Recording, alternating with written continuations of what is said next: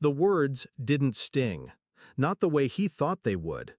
I didn't sign up to be a caregiver, that's what he said.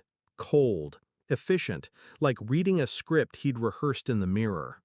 I sat there, wheelchair, hospital gown, stitches tight against ruined flesh.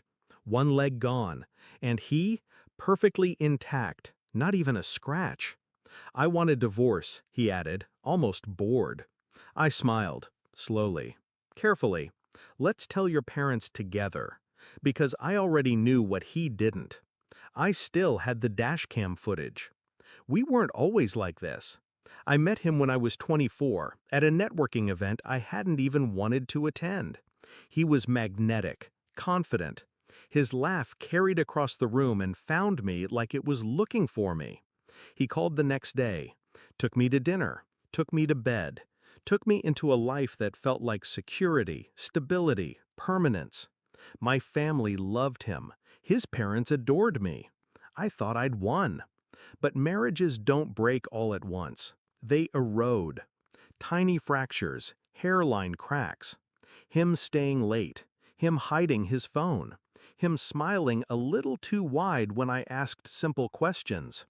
The accident didn't ruin us, it exposed us. The night of the crash plays in my head on loop. Rain, headlights, his voice, sharp, clipped, telling me to stop asking about his late meetings. The car swerved, too sudden, too sharp. Metal screamed, glass shattered. I woke in blood and smoke. He was outside the car, already dialing. Calm, detached. And when I reached for him, he didn't reach back. Later, the doctors told me they couldn't save the leg. Later still, he told me he couldn't save the marriage.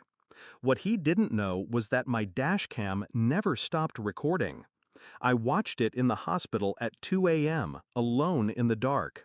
It caught everything.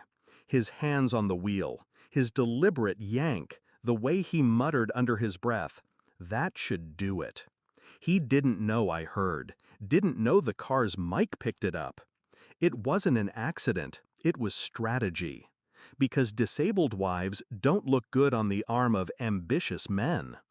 I didn't cry, I didn't scream. I planned. 3 weeks of silence. I let him think I was weak, helpless, beaten. I signed the papers he brought me, fake ones he thought I wouldn't read. I played the good patient, the discarded wife. And then I sent one email. Subject line, "For your records." Recipient, his father. Attached, the dashcam file. We sat in their living room the next evening. His parents on the sofa, stiff with anticipation. Him beside me, restless, already rehearsing the speech of a man escaping tragedy with dignity. I stayed quiet. Let him start.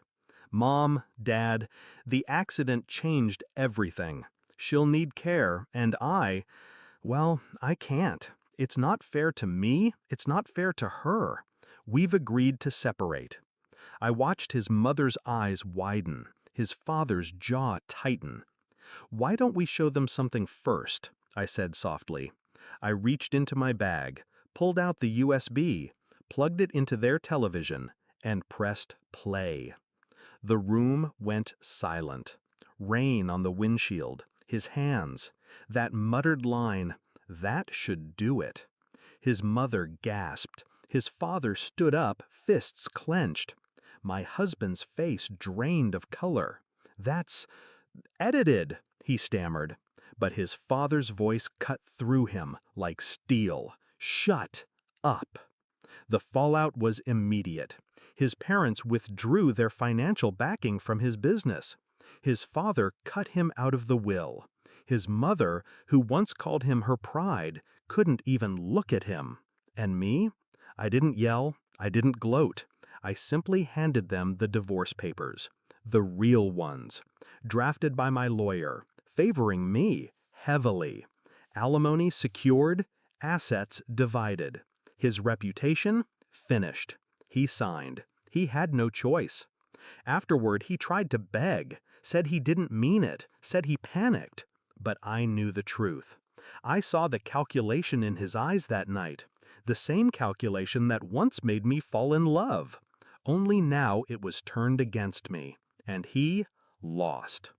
I walk with a prosthetic now. Every step reminds me of the price I paid. But it also reminds me of what I took back: freedom, power, justice. He thought he'd leave me broken. Instead, I left him exposed. People ask me if revenge healed me. It didn't. Healing is different. But revenge gave me something else: control. And when I see him now, alone, diminished, stripped of the empire he built on lies, I don't feel pity. I feel clarity. Because in the end, the leg wasn't the only thing I lost that night. I also lost the illusion that he ever loved me. And once that illusion died, I was unstoppable. I didn't sign up to be his victim, but he signed his own sentence the moment he tried to make me one. And I made sure the world watched him fall.